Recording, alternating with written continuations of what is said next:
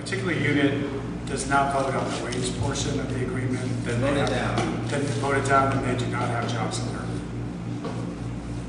So are they voting separately? You made a distinction between wage and pension.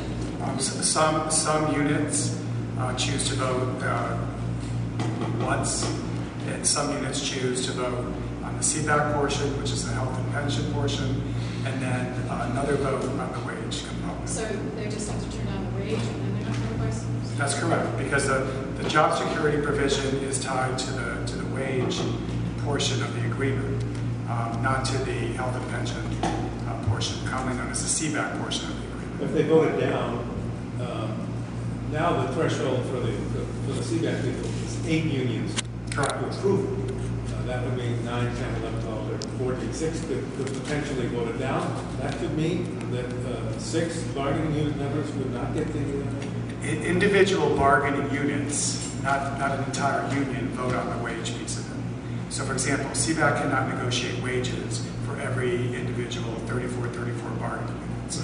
So for example, in AFSCME, there's more than one bargaining unit. Right. If one of those bargaining units were to reject the wage portion of the agreement, then they would also forfeit the job security provisions. But has the administration, I guess this would be for the government, has the administration made a decision about, in that case, would those people get their jobs back anyway because of you'd have the overall savings from the CBAC agreement if it passed? I'm sorry. It's not guaranteed.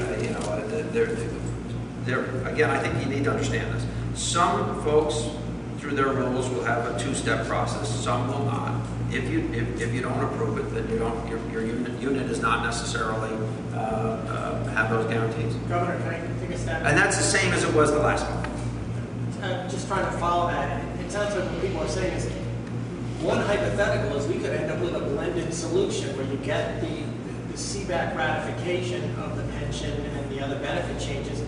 But hypothetically, you could have 6 or even 7 bargaining units that you have to consider for layoffs, and the final budget balancing plan could be, again, some blend of less concessions than you wanted, more than you got the first time, and layoffs somewhere in between. Listen, you're asking whether that's conceivable or possible. No, just if it's an iteration you can anticipate. Yeah, sure. I mean, we're aware of those rules, and again, I think that those are questions better, offered to folks. I assume by the time that each member votes, they'll know what the vote means for their bargaining organization. I've made it also very clear that we're going to have to find additional savings in this budget. That's my job.